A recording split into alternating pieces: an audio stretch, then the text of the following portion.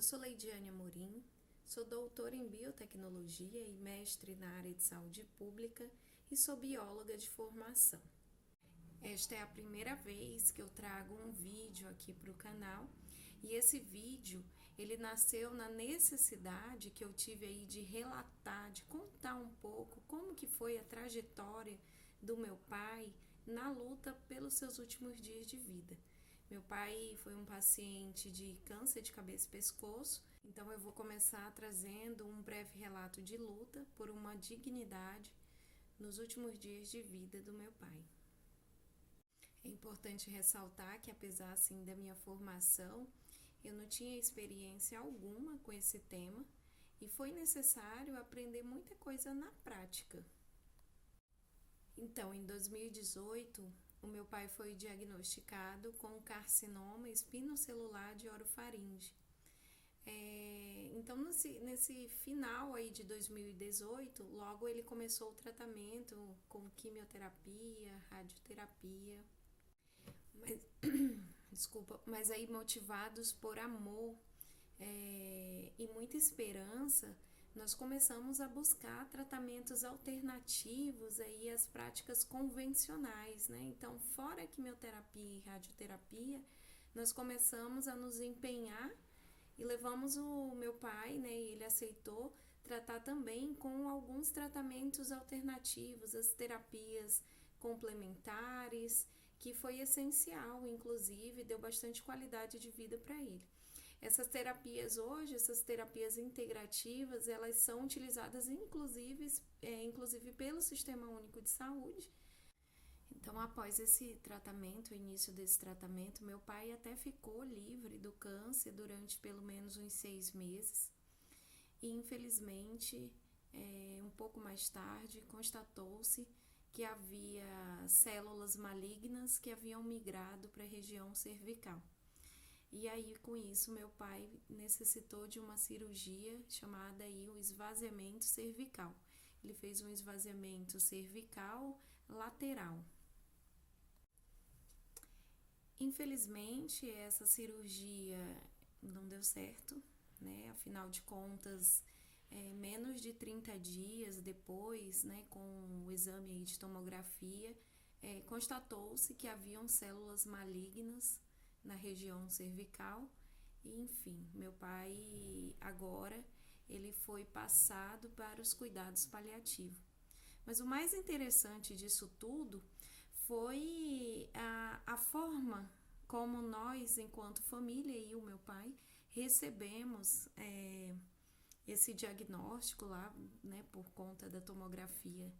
O médico com um semblante assim de impotência nos olhou bem fixo para o meu pai e disse: eu não posso fazer mais nada. Agora somente quimioterapia paliativa e não há mais cura.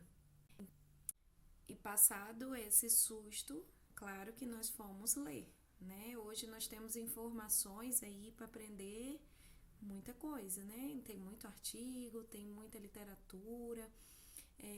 E aí nós vimos que, na verdade, o termo paliativo, ele está muito relacionado a isso, a abrandar o sofrimento, né? De fato, muitas vezes não vai se chegar à cura, mas é importante, quando esse termo é repassado à família, ao paciente, que se passe e já se explique.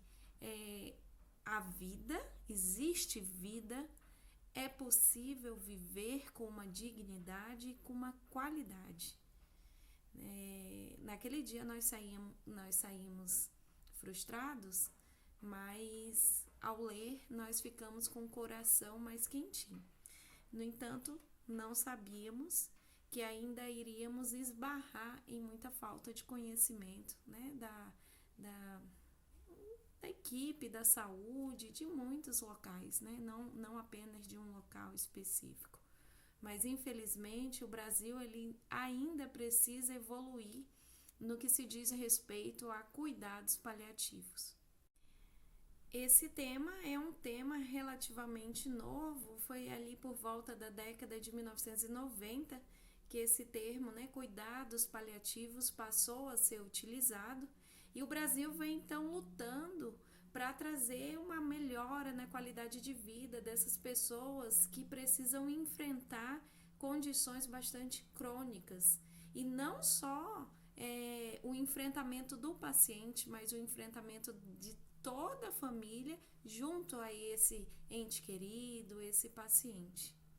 Então, apesar de alguns esforços políticos, sociais que o Brasil vem trazendo nessa abordagem de cuidados paliativos, os dados ainda estão insuficientes. Para termos uma noção, uma ideia, em 2015, o Brasil ele ocupava a 42ª colocação em cuidados paliativos.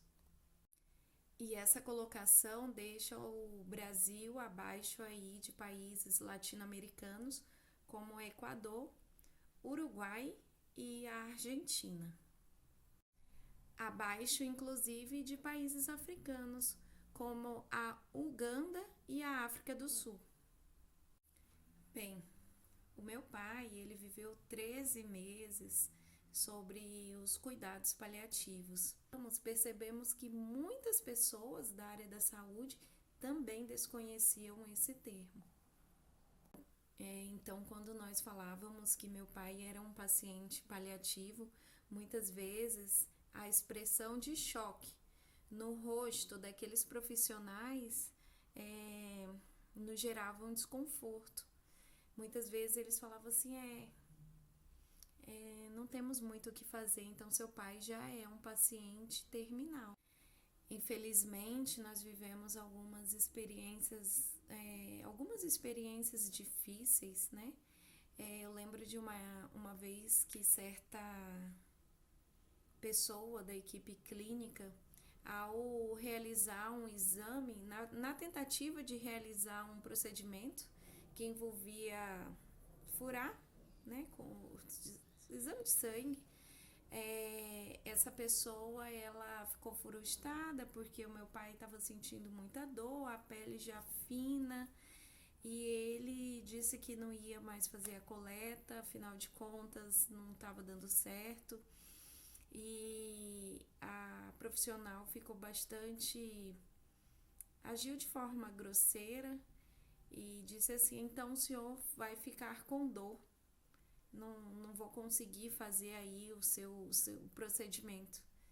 Aí ele olhou para ela e disse assim, espero que você nunca tenha uma doença como a minha. E ela disse, Deus me livre. Eu não posso negar que nós também encontramos bons profissionais que olhavam para ele além da doença. Conseguimos encontrar sim. Profissionais que olhavam além de um tumor, além de células cancerosas. O meu pai, durante esse tempo, ele passou a admirar plantas, ele passou a fazer artesanato, que isso assim foi é tão valioso isso, sabe? Porque mudou a percepção da vida do meu pai. E isso é cuidado paliativo. Aliás, a propósito, a família, ela também é responsável pelo cuidado paliativo. Então, nós começamos a ver a vida de uma forma mais simples, entender que a vida é valiosa, e nós começamos a observar a coragem que ele tinha, a vontade de viver que ele tinha. Eu me lembro tomando café aos sábados com meu pai, observando borboletas. E ele me perguntava por que a borboleta ela ficava numa flor e depois noutra flor. E eu tive o prazer de explicar para o meu pai que se tratava do processo de polinização. Com certeza hoje, quando eu olho para as borboletas, eu lembro dele. Esses 13 meses, quando meu pai entrou nos cuidados paliativos, foram bem difíceis. Mas acredito que nada se compara aos últimos 15 dias de vida. Meu pai foi internado. Foi uma internação bem difícil, porque afinal de contas ainda estamos vivendo em pandemia, né? Então é uma época bastante difícil. mas tivemos a oportunidade de estar em um quarto junto ao meu pai, eu, meus 2 irmãos e a minha mãe, conseguimos ficar junto, mas infelizmente também passamos ali por alguns processos de desconforto, onde muitas vezes os profissionais não entendiam a necessidade da família estar junta, não sabia direito o que era um tratamento paliativo, não entendia direito o porquê da nossa angústia. E houve certa vez, eu precisei lidar de frente com esses profissionais, explicando, né, até um processo de conscientização. O pior dia de todos foi o dia que meu pai precisou ir para a UTI. Na UTI, ele passou cerca de 24 horas. Nós entendemos naquele momento que meu pai precisava de um cuidado intensivo e ele foi para a UTI. Na visita à UTI,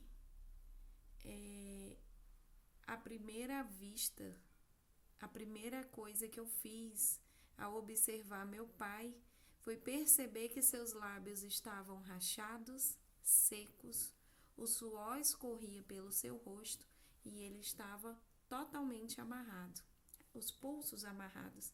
E aí eu aprendi depois disso que não se chama amarrado, se chama contido.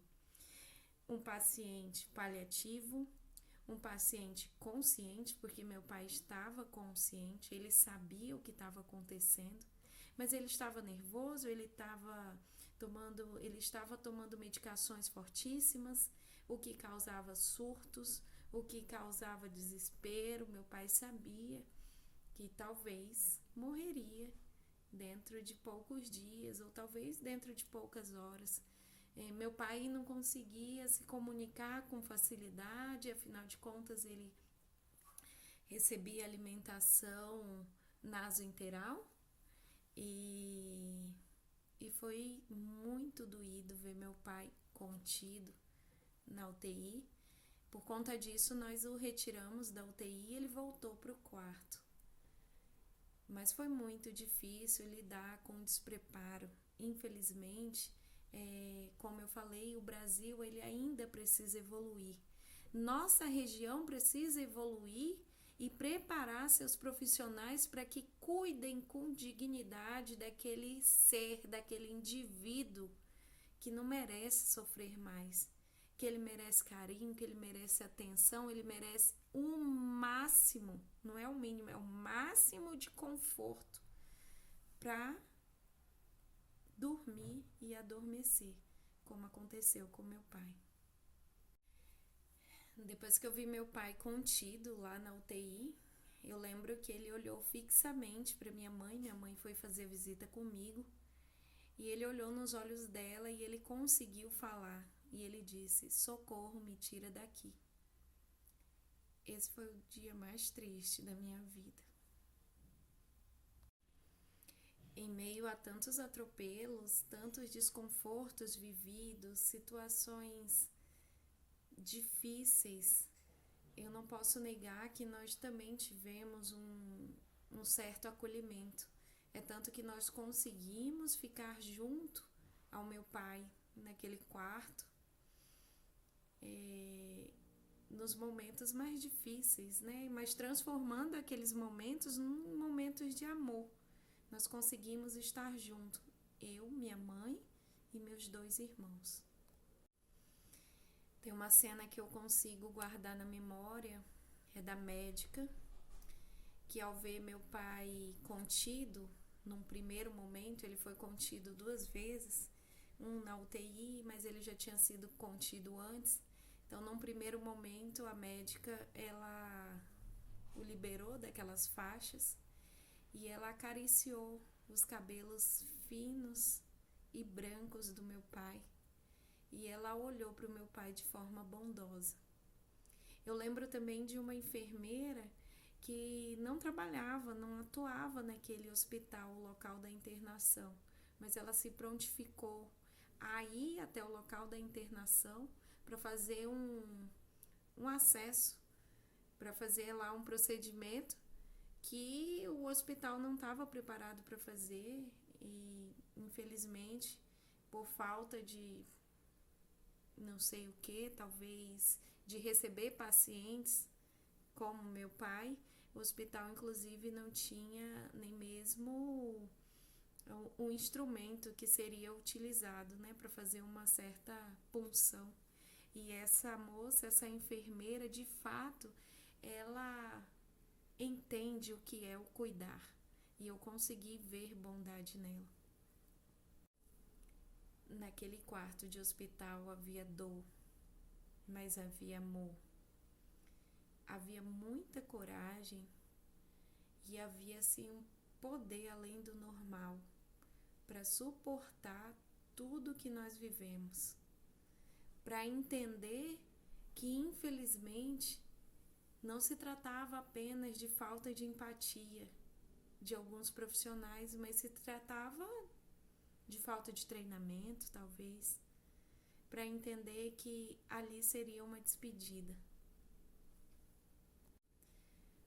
Mas motivados pelo amor, uma força além do normal nos ajudou a encararmos aquilo de cabeça erguida, com a coragem que meu pai liberava no olhar, na força, à medida que ele mexia as mãos e os pés.